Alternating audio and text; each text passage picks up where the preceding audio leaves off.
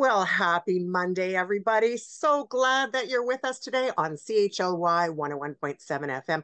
I hope you've had a fantastic weekend. I know I have. But listen, I have somebody really, really special in the Zoom booth today. Lisa Marie Barron, Member of Parliament, Nanaimo-Ladysmith, is going to share a little bit about who she is and what she does. Thanks for tuning in, everybody. Hey, Lisa, how are you? I'm great, Kathy. Nice to see you. It's great to see you too. I feel like I just saw you a few days ago at the Red Heart, or a few weeks ago, pardon me, at this point of the at the Red Heart breakfast. And such an incredible way to be with community. And I was so excited to see you. So thank you for seeing me on this program. I'm really glad that you're here. Tell us a little bit Absolutely. about what got you into politics. Yeah, wow. It's funny how life can just end up bringing you into politics. It wasn't something that I had ultimately said I want to get involved in politics. It was my life trajectory that led me to want to get into politics. So I'm a single parent with two children. I moved to Nanaimo from St. John's, Newfoundland in 1995. And, I was a mom who worked very, very hard to make ends meet for me and my two children.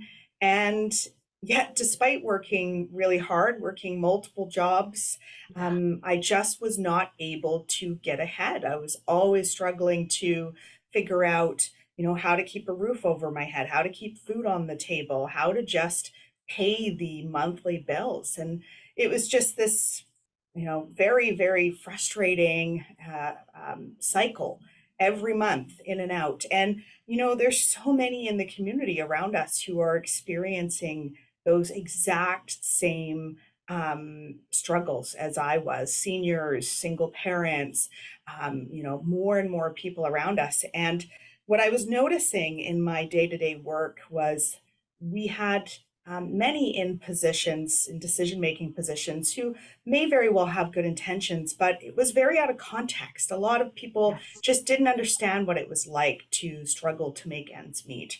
And I wanted to be able to provide a voice for those who get it, for those who understand what it's like to work hard and still not get ahead. And to be able to be part of the solutions and to take part in being able to provide some context and some solutions and ways that we can move forward that takes care of one another. And so ultimately, it was my passion for wanting to see changes and equity in our communities that drove me to want to get involved in politics.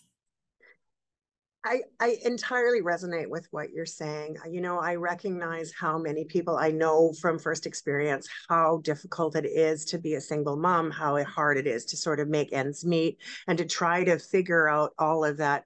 But it's still, that there's something about the politician side of things that's hard for people to connect those two dots and put them together with someone who's been struggling and then go into such a difficult position because the critics are unkind no matter. I mean, don't get me wrong, this is not to you specifically, but anybody in politics seems to, you really have to have tough skin. Mm, yes. Yeah. Yeah, it is definitely a role, and rightfully so. Those who are elected into these positions need to be held to account. Yes. They need to be transparent with the decisions that they're making. I truly believe that my role is to listen to the concerns of those in the community and ultimately to represent the needs of our communities in Ottawa. Um, But I also Absolutely, it can be very challenging. Yes. But what I hear you say though is something that is so important, so vital in the conversation, and that is when you're sitting back and you're listening to your constituents, you're coming to them from a person who's actually lived the experience. And lived experience, I think, is so relevant when it comes to talking about it at a higher level. Don't Yeah. you think? 100%. 100% Yeah. agree. You know, Absolutely. I think being able to, many people can empathize. yeah, Absolutely. I think there's a lot of empathetic people. But I sure. think having those experiences really helps to put into context the implications of the decisions that are being made. And I think that's vital in our work.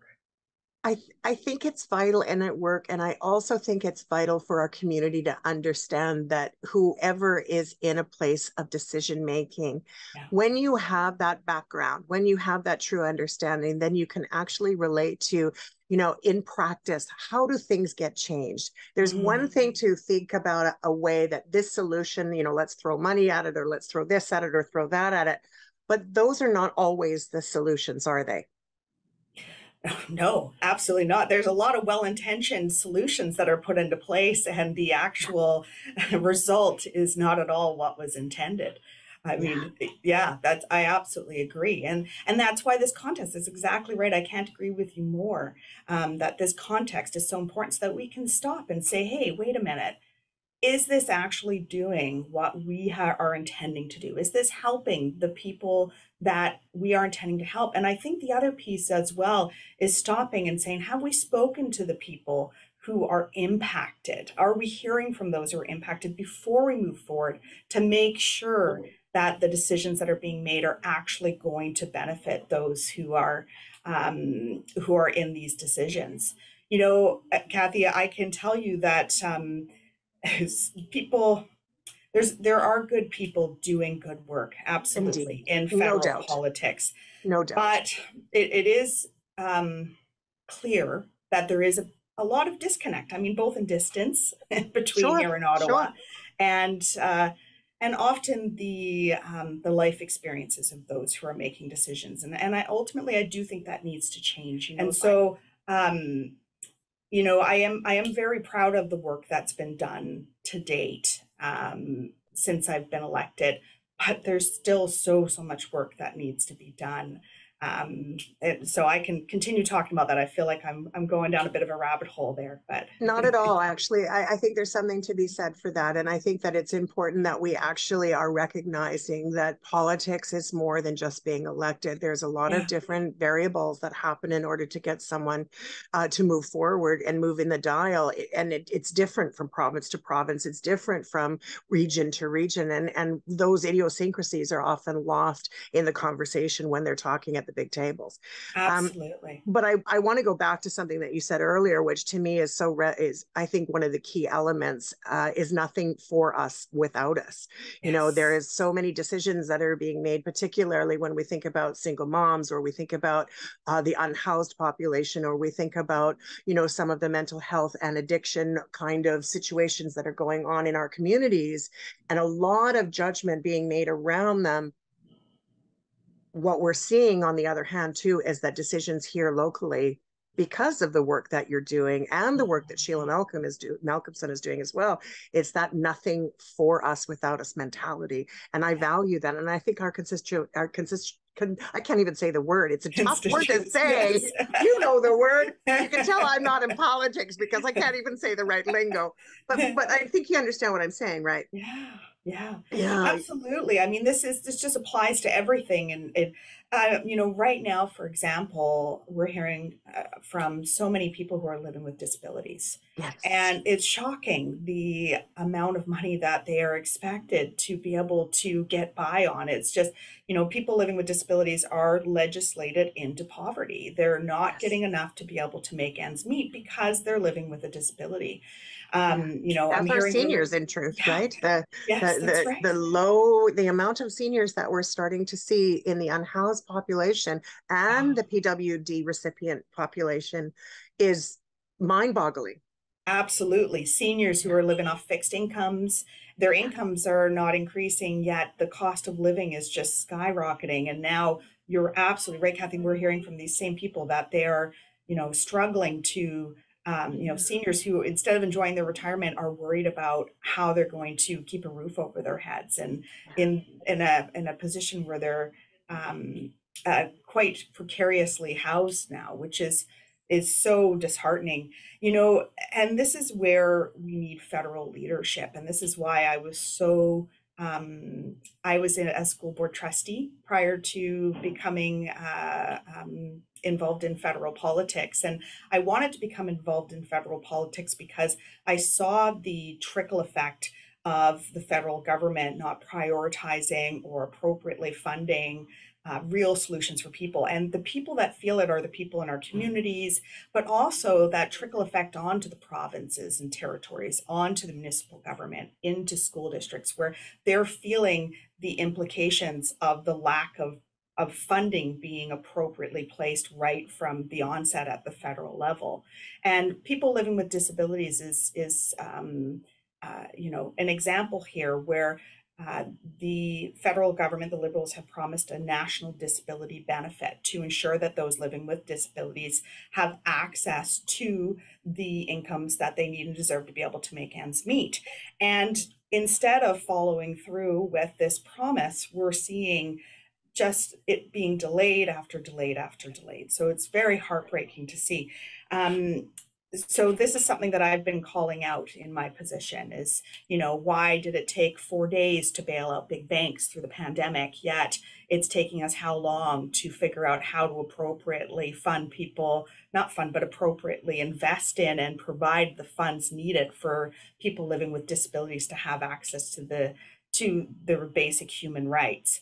And so the other piece is that we've also been pushing for an emergency relief benefit in the interim, because the Liberals just can't seem to figure out how to best deliver it. Well, in the meantime, we need to have this interim benefit for people. We need immediate supports put into place for people, not just talking about it, not just campaigning on it, not just fundraising on it, but actual solutions of seeing money going back into people's pockets so that they can,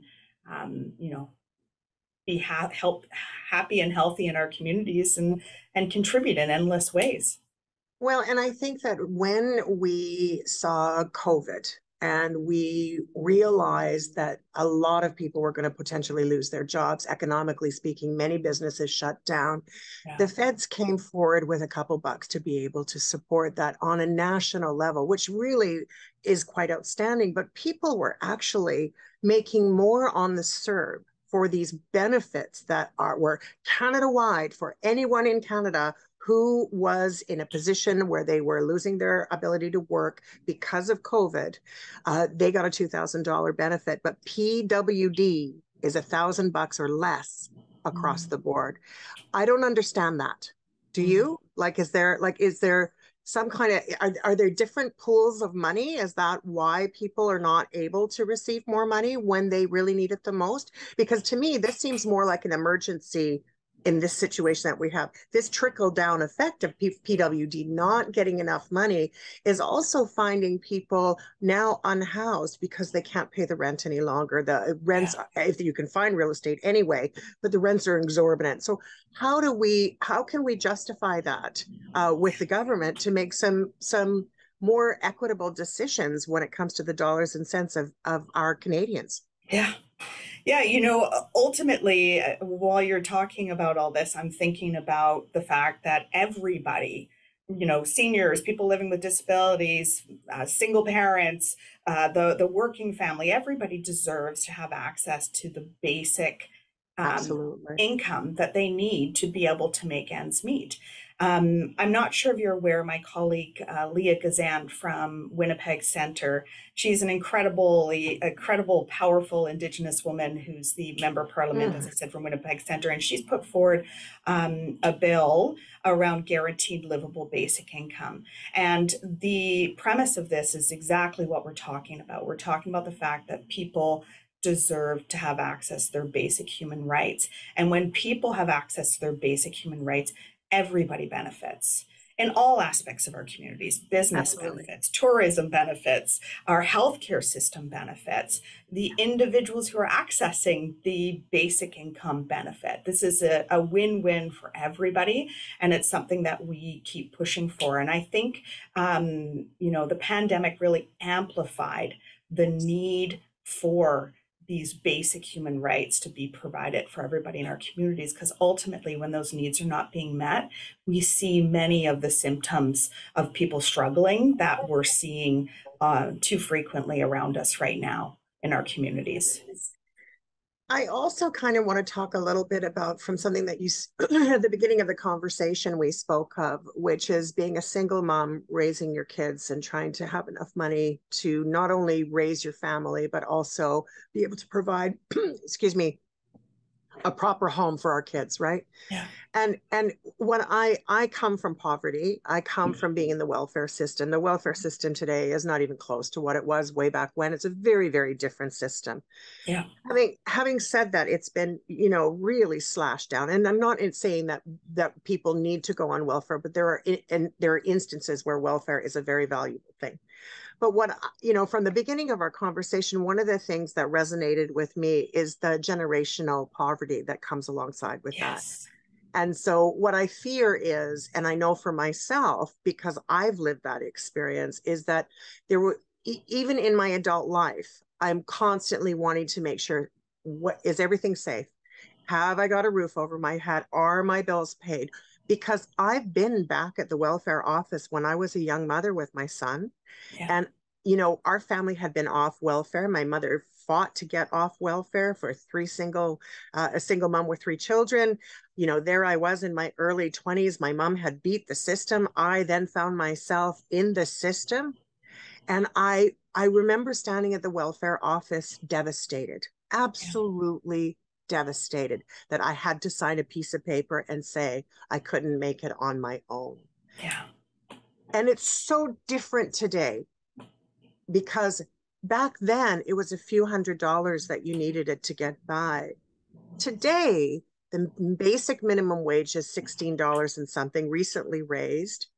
And when you go to the welfare office amount is not quite, but darn near as close as it was back in the early 80s when I found myself standing in the welfare line. Yeah. Is there any chance that this system is going to see a reform? And how do we stop the generational poverty as it stands? Yeah. First of all, thank you so much for sharing your experience. It's clear, Kathy, that you get it as Oh, I get well. Yeah. it. And this is something that this is such a good example of how when you've experienced living in poverty, you Yeah. understand um, the the implications of it. I mean, um, I talk about quite frequently my experience of constantly having to prove how poor I was in Yes. order to get access to the Yes. basics to be able to again prove how poor I am. It was just this vicious cycle of application after application, trying to, prove that I was poor enough to get a small subsidy on my rent to be able to keep a roof over my head, to prove that I was poor enough to be able to have my children access the sports and activities that they Yes. needed. Exactly.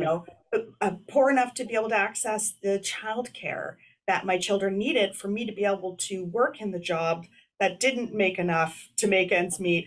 The system is set up in such a way that people are having to check their dignity and respect in order to make ends meet. And it's a dehumanizing system. It's not a system that helps to ensure that everybody has access to what they need and to be able to contribute to healthy, happy communities. It's a broken system. I completely agree that we need to be looking at ways that we can lift everybody up. And that's why this guaranteed livable basic income is so important. This is why having access to, I'm going to link it in there because it is linked, but head to toe Sure. health care, mental health supports. This is another thing. When you're struggling to make ends Mm. meet, it can be, as I said, very dehumanizing. And you want to talk about implications to mental health. And, when at a time when you would need it most, you can't access the mental health supports that you need because you need money in order to access quality, consistent mental health supports. So it's all so interconnected that we are looking at how do we support one another as human beings? How do we have a federal government that prioritizes people and not profits of large corporations? How do we truly look at putting money so that it benefits people, where they need it most? And if I could, Kathy, one other thing that I wanted to share. I grew up in St. John's, Newfoundland, till Mm. I was 15, and we grew up in a neighborhood that was a poorer neighborhood in St. John's, right downtown. And we owned, my family, my parents owned a business where they sold hot dogs and candy apples and caramel corn, caramel, All the naughty, all of naughty it. That's stuff. right. We had, many layers. We had the assembly lines at home where we would be putting the sticks in the apples to make the candy apples. We'd be rolling the Oh, coins. wow. We'd be, everybody that was a friend of ours was now a staff member of this business. And we had a wagon that basically was, in the main shopping strip or at the main bar strip or at events. And it was, everybody worked. This was something that the entire family was involved in at all times. Unfortunately, we got to the point where we weren't making ends meet, and my parents wanted to see greater opportunities for us. Yes. At the time, there was a big economic collapse that had happened in Newfoundland because of various reasons. And so my parents sold everything and packed me and my three brothers up, and we drove from the East Coast, most easterly island to the most westerly island, and started over again. But my dad worked in a concrete factory at night and washed dishes, or a concrete factory during the day and washed dishes at night, trying to get us established here, to be able to make ends meet. And to this day, my entire family has careers here in Nanaimo, and Nanaimo is our home. But we had to work really hard to get, our starting place, like you talked about at the beginning. We didn't start on third base. If you want to look No, at a absolutely. baseball game here, Yeah. we started, in the Yeah. dugout. Yeah. Totally get and, it. Yeah. and found a way to, work ahead. But the systems around us shouldn't be pushing us down. They should be helping to lift us up. We are paying taxes. We are all contributing, and the money that is coming from the communities should be going back into the communities to help provide the social safety net that people need and deserve, so that we can all get ahead, so that we can see our communities thrive. And we need to see those who are in positions, rich CEOs, those who realistically don't, they're doing great. Seeing them pay their fair shares, Yeah. their fair share, because right now there tends to be an argument, oh, where's the money going to come from? I'll tell you where the money can come from. The money can come from ultra rich CEOs. Like right now, we're seeing grocery stores making excess profits, Yeah. more than ever seen before, while groceries have doubled.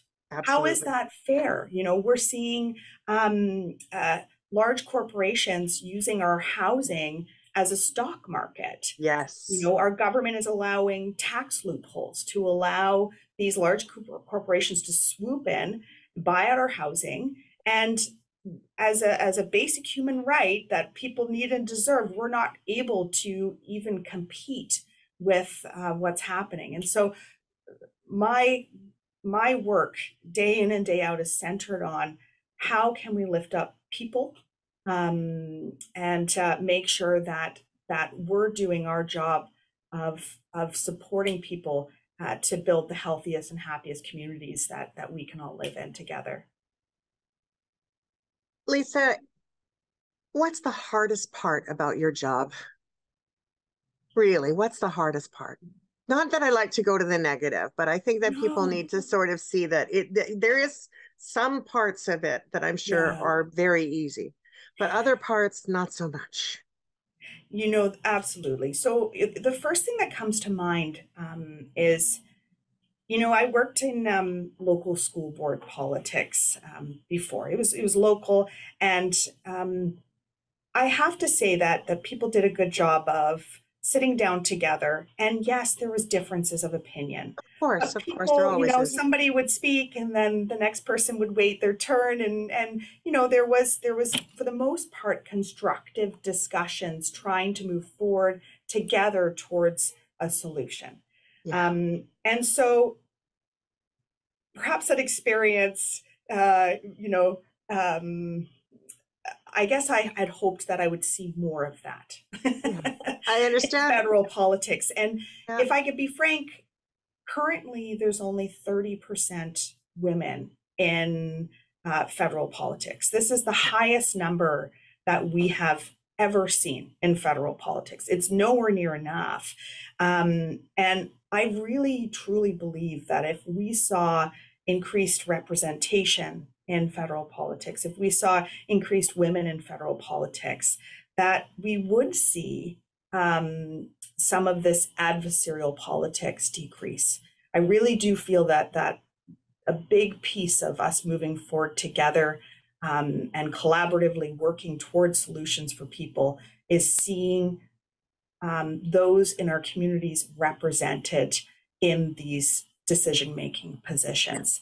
And so that's been a hard part for me is the adversarial politics, the lack of seeing others similar to me in these positions. But I am seeing, my hope is that this will change, and I am seeing changes happening. Yeah. And so, honestly, what myself and other women who are in these positions, we lean on each other heavily to remind ourselves that it's hard because we're challenging systems that were, they're very patriarchal. They're very colonial in their structures. And so we're having challenges because we are coming against those systems. And so, we're going to keep challenging those systems for change so that we can see more BIPOC individuals, more Indigenous individuals, more women, more representation coming to federal politics, that we can ultimately work together and see those changes put into place for people and not continuing to see decisions being made. I'm sorry, I'm going to keep harping on it because it's really one of the things that bugs me. We need to stop lining the pockets of the ultra rich and large corporations and start actually seeing changes for people here in our communities. We need it. Yeah, we absolutely do need it. And I think that along with the idea that women tend to be less adversarial, we tend to shake the tree and wait for things to fall where they are naturally, organically supposed to fall for the very best of results. And I'm really glad that you're standing up for us and that you are the person that's able to shake that tree in politics at a federal level. So thank you so much for that, Lisa. We value you. I'm just going to take a quick moment here for a bit of station identification. Yeah. And then we're going to come back because I got so many more things to talk about. Hey, everybody, if you have just tuned in to CHLY 101.7 FM, thank you for doing so. You are listening to Act 3, and we are really glad that you've tuned in. We're also really excited that you tune into us on Shaw Spotlight as well. And thank you for doing that. It's a very important way for us to get the message out.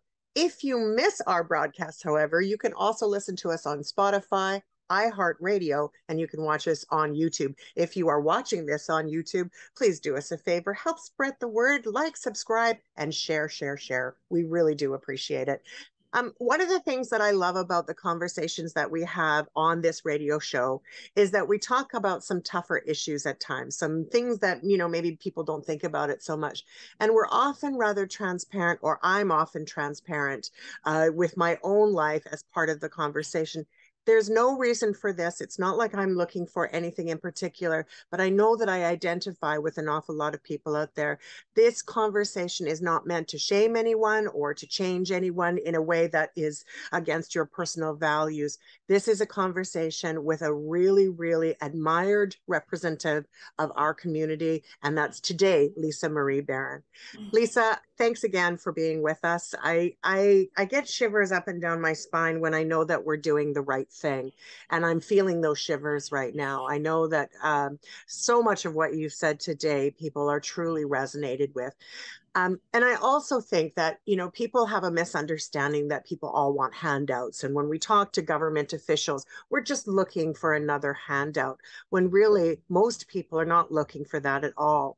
On the contrary, they're looking for the dignity, and maybe they need a hand up. Yes. How can we better bridge that with our community. I mean, I think it takes individuals, right, one person at a time, to be able to help move that dial, and collectively that dial can make leaps and bounds. What would you suggest Yeah. that most people in our community do to be part of the solution rather than part of the problem? Yeah, there's a lot that people can do. There's so much value in the grassroots work that's happening in our community. We have so many that are doing incredible work, to fill the gaps, to help support people in need. Myself, I saw you, Kathy, at the AVI fundraiser, Yes, yes, the Red Heart the Breakfast. Red Heart Breakfast recently. There's Yeah, just so much incredible work happening. But I think two things that come to mind is, one is, for people to get involved in, their electoral systems, to get sure. involved Yeah, in what's happening politically. Regardless of, regardless of your political ideals of the way that you feel it should happen, get involved. And there's so many options and ways to get involved, because I feel like that is just such a positive way to move forward, by getting involved in some of the solutions and recognizing that what happens at the federal level, sometimes I notice that people feel disconnected, and rightfully yes, so. I very, think that very a lot of much. times these systems are Mm-hmm. disconnecting. Mm-hmm.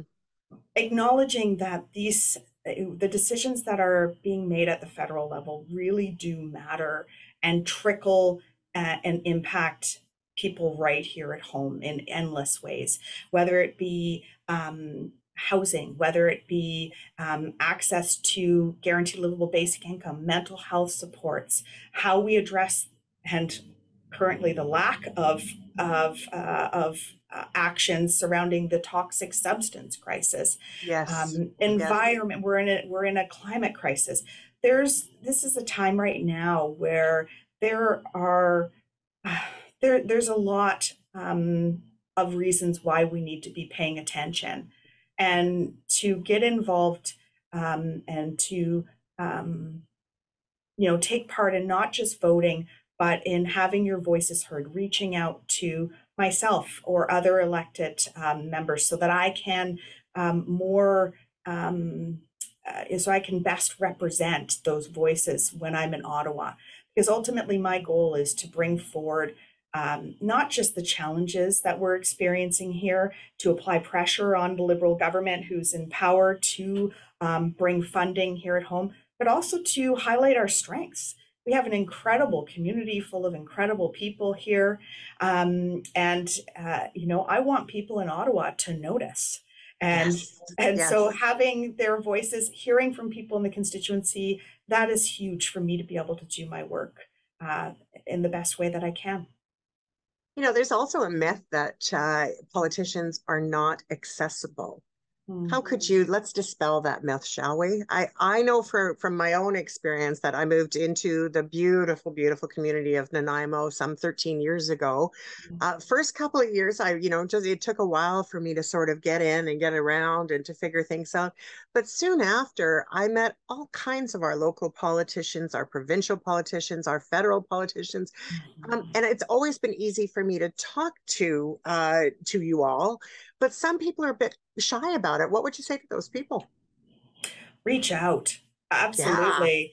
There's some, I do agree, Kathy, that there's a lot of really keen people involved in politics in Nanaimo. Of course, Yes. federally, the riding is bigger than Nanaimo. Of It's course. Of course. Nanaimo-Ladysmith. So just for context, it goes from just before Nanoose all the way to a couple of streets into Chemainus. So it is quite large. And I think, one theme is that across the board in all the communities in Nanaimo-Ladysmith, there are really engaged people involved in politics. You know, I'm always doing all I can to attend events, to be in the community, to respond to emails, to answer phone calls. There are people reaching out, and I am so thankful also to have a team that works with me, so Yes. that Yes. when I'm in Ottawa, which I'm there quite frequently because, I'm doing my job of representing the riding there when of course Parliament's in session. But absolutely keep reaching out. I'm always happy to hear from people, whether it's, letting me know that I'm going in the wrong direction or encouraging me to keep going in the right direction. Both is equally as important to me. And yes, anybody that's trying to get a hold, there's an office here that's open right here in Nanaimo. I love that you're accessible. I love that you're accessible. And I do hope that our listeners will, in fact, heed your advice and get involved. I'm curious about a couple of things. There's a couple of very serious things I want to talk about. But since we've also been talking about being in the federal house, being in that realm, what's it like to stand in that room with all those people, and fight for our fabulous communities here on the Rock? Yeah, it's incredible. It's such an Yeah, incredible honor to, to be able and responsibility that I don't take lightly. yeah. There's 338 members of parliament from across Canada. And to have the honor to stand in the chamber and to be able to represent the riding of Nanaimo-Ladysmith, I have to pinch myself still I bet. regularly. I Even, bet. it's been about a year and a half now. It'll be 2 years in October, and it is very surreal to be honest. To the history in that, in Parliament and on the Hill, it's such an incredible experience. And if I could be frank, when I first started, it was very scary I when bet. I first stood up, I and bet. and I felt like I was at the edge of a diving board. And Yes. Yes. thankfully, I was surrounded by my incredible NDP peers who Yes. helped me to jump off. And I will say, with every time I jump off the diving board now, I'm getting more and more graceful. And Oh, sometimes I hit a dive, and but yeah. I do feel that my capacity to be able to speak on behalf of constituents in the riding has come such a long way, because it's a big room and there's a lot of voices and people are always giving you their opinions while you're talking. Yes. And so Yes. but I'm learning to always remember the most important piece is that I'm representing the constituents in Nanaimo-Ladysmith, and ultimately that's who I'm talking to when I'm in the chamber. Yeah. I remember when I first started in television, and I remember looking at the camera and just being so like inside. It was uncontrollable adrenaline of that shakes that kind of Yes. go on. And I know that this sounds really silly, but I'm asking for your reference point on this, is that, when I started looking in the camera, then I started imagining that it was my son that I was looking at. Yes. And I would focus on that camera for a moment. And every single time, of course, I look into a camera now, I look at my son in my mind, in my imagination. Do you have a tool, something like that, when you're about to talk to the prime minister or to the speaker of the house? Like what? There must be something, because I would imagine that at least from the beginning, there was a little bit of shaking going on. Yeah, Yeah. absolutely. And when Yeah. you're in that adrenaline mode, it's hard to speak from the heart or to be able to fully Yes. use your brain, right? And at least that's my Yes. experience when that's happening. If I could tell you a little inside thing, I often take off my shoes when I'm in the chamber to ground Ah, myself, which may sound brilliant. strange, but I Oh, do not try at to all. ground myself, and I do the same thing as you. I Yeah. imagine myself talking to the people that I love. So Yeah. my children, my parents, my brothers, my best friend, Yes. Yeah. and I always try to root myself on that. And that are the words that I'm about to say. Are they coming from my heart? And would my family be proud of me right now in Yeah. what I'm trying to say? Because I think sometimes it's easy to get caught up in, as I've talked about before, the adversarial politics. You Sometimes it bet. can be challenging in that environment, but to always bring myself back to my root Yeah. and why I'm there. that's my tool to be able to get through and to make sure that I stay on track with the work that I need to do while I'm in this role that is, you know, so important. I'm so glad that you can be this candid with us. And that's one of the reasons why I love the program is it gives us an opportunity to sort of look through the glass, not to be voyeuristic, but to sort of get an Yes. understanding of how things really are. I'm going to turn the table to the conversation a little bit because, you know, being that we're coming into the season, uh, I know for myself, my family has been experiencing the forest fires in Alberta, in Yeah. Saskatchewan, and but mostly in Alberta, both in Fort McMurray, Drayton Valley, Edmonton region. My sister lives in Calgary, so basically Alberta's on fire. Um, Noting that that's a completely different conversation, I'm curious about our own situation here in the province. And from a leadership perspective for Vancouver Nanaimo-Ladysmith, what would you recommend that people really think about when it comes to emergent response? Because we know that this summer could be very dry, it could be very dangerous for people. What are you talking to about at the federal level, and what could you tell us as a community leader? Yeah, I mean the impacts of the climate crisis are all around us, and it's Yeah. heartbreaking to see what's happening in Alberta right now. You know, it was we're seeing it firsthand here in the past with the heat dome, with the forest Yes. fires. This is Absolutely. not something that's exclusive to Alberta and very, very real to us right here at home You as bet. well. Um, you know, first, in my position federally is constantly reminding ourselves that we are in a climate crisis and we need to be considering what we're doing, how we're investing in clean energy, how we're investing in solutions to the climate crisis, and not continuing to make decisions ignoring the fact that this is happening. Um, you know, I am the critic of Fisheries, Oceans, and Coast Guard. And so a lot of my work has been focused on ocean protection, protecting wild Pacific salmon, all of our marine ecosystem. It's just such a big piece that's interconnected Huge. to us in Huge. coastal communities. And there's tangible things that we can do that can, you know, just to bring it to a couple of specifics of the work that I've been doing in my fisheries committee, but I've been doing a lot of work right now, which I'll have more to come around the derelict and abandoned vessels that continue to Yes. pollute our oceans.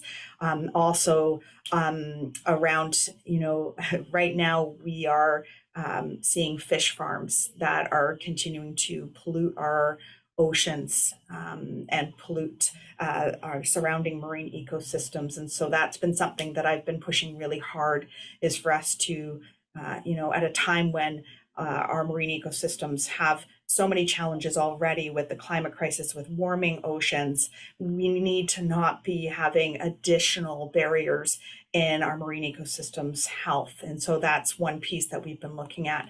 But bigger picture, we need to see the Liberal government putting an end to subsidies to oil and gas. They are earning enough profits. They don't need public tax dollars. And we need to see that money instead going into clean energy. And so Redirect the this funds. that's right. That's right. Yeah. So we've Yeah. been doing a lot of work on that, but ultimately, you know, this is work that needs to happen at all levels of government, you know, within our communities as well. But we need a strong federal partner to ensure that those decisions are being made that's putting our environment and not leaving anybody behind in the process. So this is a big piece that's interconnected with the climate crisis is that we are seeing some experiencing disproportionate impacts more than others. We saw so many seniors through the heat dome that were rushed to hospital, how many people died through the heat dome. So making sure that we are putting into place to make sure that some people are not being disproportionately impacted. And then, of course, when we transition away from oil and gas, when we transition towards clean energy, when we transition away from fish farms, looking at the implications on coastal communities to ensure that all those who are impacted have transitions. And, these transitions, there's so much work. I look at, for example, oil and gas, I look at them as energy workers. There's so many opportunities for work and a sustainable future. So let's have us all working together in that direction. Absolutely. Great advice. And I look forward to watching this unfold further at the federal level. Yeah. There's one more big topic that, really for me is a heartfelt one, as so many of my friends are working alongside and in support of Indigenous communities. Missing Indigenous women and children, one of the largest unspoken truths Yeah. slowly awakening. How how is the federal government looking at finding solutions for these missing women and children? And really, there was such a beautiful discussion about the reconciliation component. And then what? Right? Are we seeing what we should be seeing? I'd love Yeah. to hear your take on that. Yeah. Yeah. It's heartbreaking. It's Yeah. heartbreaking. I mean, right here at home.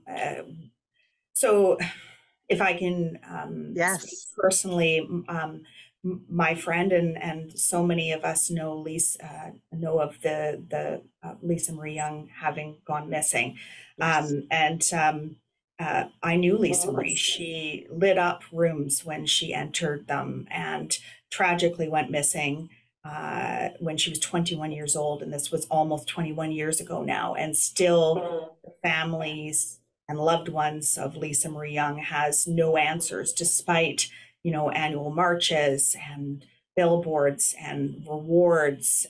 They have been doing so much to try to find answers, and this Lisa Marie Young story is not alone. There's so many Indigenous women that are continuing to go missing or murdered. My colleague that I spoke about before, MP Leah Gazan, is from Winnipeg Centre, where we are seeing Indigenous women being murdered, and now their remains are being searched in the dump there in Winnipeg. It's just horrific, and it's a crisis.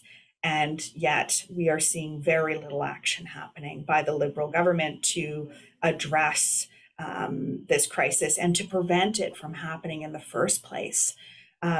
We did see, I will say that I was happy perhaps is not the best word. I was pleased to see a movement in the budget where the red dress alert that my colleague Yes. and my Yes. NDP colleagues have been pushing for so long has been incorporated into the budget with a commitment for that to happen.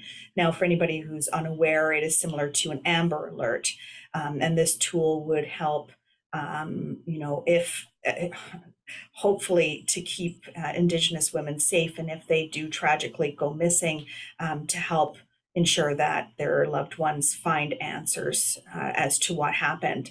But why do we need a red dress alert? Why are so many Indigenous women and girls and two-spirited people continuing to go missing? This is it's I don't even have words to describe how Yeah. heartbreaking it is. Yeah. And so, we need to see the federal government investing in the prevention, investing in true reconciliation. There's so much work that needs to be done still to address the harms from the residential schools, from the 60s scoop. Thankfully, we did see, again, clearly my colleague MP Gazan has been doing so much work. She was able to get all members of the House of Commons to agree that the residential schools were a genocide of Indigenous people. We are seeing movement happening, but we're not seeing the actions to follow. We're not seeing the funding to follow that needs to happen to keep Indigenous people safe. Yeah. Yeah. There's a hole in so many hearts of the parents, and I think that people that unfortunately the Indigenous conversation has been a disposable conversation, in the sense that it has always taken that backseat or that lower level of attention in light of so many other things that are going on in the world and in the province and in the country and in our towns and cities. And I think that most people who have any sense of compassion and heart need to understand that it's not just one woman here or there, but literally hundreds and hundreds and hundreds of people that go missing Yes. and have never been found. And so I think that it takes a lot of courage for people to step up and say, we are not waiting anymore. Time's up. Let's get this done. Let's Yeah. get this, heard. The red dress alert is one solution to, at least, as you said, getting some more awareness out there. Let's pray we never need it. And it will be a federal across the country, like in every state, province, or not state, pardon me, where am I? I'm not from the States, I'm a Canadian. But for all of our, our 10 provinces and our 3 territories, is that correct? Or is it That's my understanding. Yes, it would be a right, national a program. national program? Right. Yes, yeah. Yeah, which is neat. I mean, and also considering, this is, I do hear from people, and I think these are important discussions to have, because I do think when people ask questions and talk about it, it's bringing people together to understand what's happening. That, Yes. residential schools, I think the last one closed in 1996. 1997, actually. Yep. 1997. 1997. That was Mm-hmm. not very long ago. But the thing is it's not just the residential schools. It's not just the 60s scoop. It's that today, it's the intergenerational trauma. Exactly. Today we see the overrepresentation of Indigenous children in our foster care system. There's the impacts of the racist systemic systems are continuing to be felt today. And so the truth needs to be talked about, and the recommendations and the calls for justice that have been put forward, all of those need to be put into place by the federal government. I apologize, there's some work happening No outside of the worries. window No, here. no worries. Yes. People understand the Zoom conversation. It's part of our charm. Yes, that's right. I'm glad that we're starting to have the conversations, and I certainly am inviting people to pay attention to those conversations. I really am, and I think that you're right. We have an overrepresentation in the judicial system, in the Yes. foster care system, and all of the systems that we hold dear to our communities, and to keep community working together. Nonprofit agencies across the entire island, and I don't want to just say it's an island thing. Everywhere people are working together to make systemic changes, Yes. and it's a slow moving process. I wish it wasn't as slow as it is. There's still so many people that say, I didn't do it. It wasn't my generation that did it.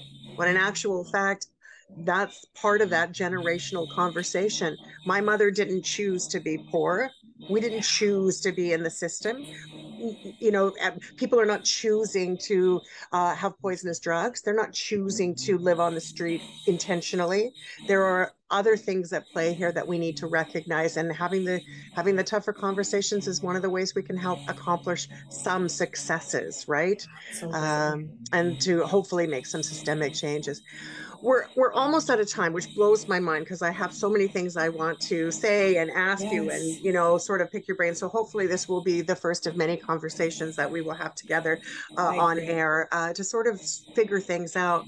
But we do have a couple minutes left. So what I'm going to do is I'm going to take a step back, do one more station identification, and remind some people of some community stuff that's going to be going on.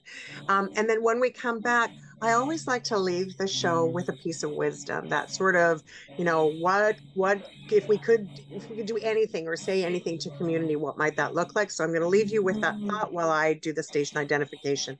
Okay. If you have just tuned in to Act 3 on CHLY 101.7 FM, we wish you had tuned in a bit earlier, because you will have heard an incredible conversation with our candid conversation, and with the with the fabulous sounds of the groovy stuff we've got going on in the background with Lisa Marie Barron. She's the member of Parliament with the Nanaimo-Ladysmith riding. In addition to that, listen, I just want to remind you that you should watch us on Act 3 on Shaw Spotlight, because a segment of this will appear on that program coming up. I also want to share with you that Shine 20 2023 is on its way. So we want to start talking about it pretty darn soon. It will be held at the Vancouver Island Convention Center. Dean Thullner and the rest of our team are working really wonderfully together to bring to you an incredible opportunity to raise a little bit of money for mental health and awareness, particularly for our vulnerable populations right here in Nanaimo. And so our hope is that you will follow along as we have many conversations with Dean and our team about that. I also want to remind you that during the summertime, I know that the heat, the temperature is going to start rising. Please make sure that you have something with you that you know about where you can access either a cooling center, or you do want to make sure that you have appropriate things in your home in such case that there is an emergency. Make sure that there's lots of water, keep some in the fridge. Think about your pets, make sure that their little paws are nice and safe because we don't want them to get hurt on the roadways. And even though it's raining, that does not mean we can waste water. So let's make sure that we're looking after ourselves and we're looking after each other. Again, you've been tuning in to Act 3, and thank you for doing so. Lisa, it was a great conversation.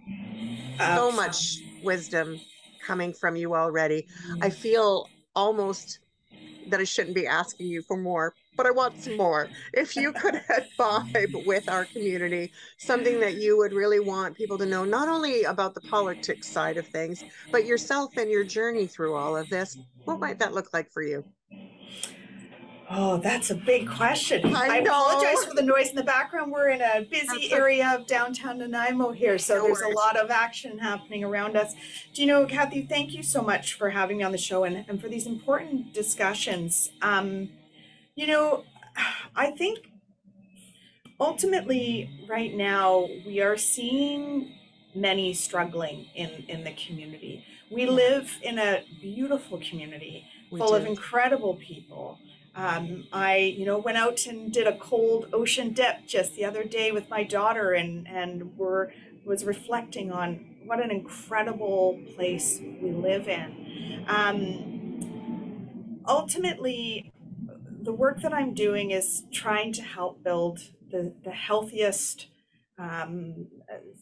community for everybody, so that nobody is left behind. And right now, we are experiencing a public health emergency. We're experiencing a housing crisis. We touched on the toxic substance crisis, and I can't reiterate enough how important it is that we see action at the federal level to begin addressing the crisis that we are experiencing, and a crisis that acknowledges that this is a public health emergency, not a criminal one. We need to make sure that people are able to make ends meet, to be able to keep a roof over their head and food on the table. This is not luxuries. These are basic human rights and are things that I will keep fighting for. There's a lot of work to be done, but ultimately, I'm doing all that I can to represent the constituents in Nanaimo-Ladysmith, to bring their voices to Ottawa so that they're heard, and to fight for us to have that strong social safety net in our communities, and to help build the vibrant, incredible community that we all know Nanaimo is. Well, thank you for doing everything that you do for all of us. I am so privileged. I've known you for a long time, although we haven't seen each other in quite a long time either. And I know that your heart is always in the right place at the right time. And I'm so grateful that you are representing us in the federal realm. Thank you for being my guest today. It was a pleasure being with you, and I look forward to our next time. So thanks. I get all emotional with that. It's like, this is my cyber hug to you. You know how I love to hug. So my cyber hug to you. Thanks, it's a good Lisa. hug. Thank you, Kathy. Yeah, you Bye. Bye. Bye. Thanks again, everybody, for tuning in to CHLY 101.7 FM. I'm Kathy Holmes. I'm your host for Act 3, and I have just really had a great time with you today. And I look forward to having a great time with you next week on our next program. So remember, take care of each other. We all got to look after the people that we love the most. So make sure that you're watching out for your neighbors and everyone in our communities. Thanks again. We'll see you next time on Act 3.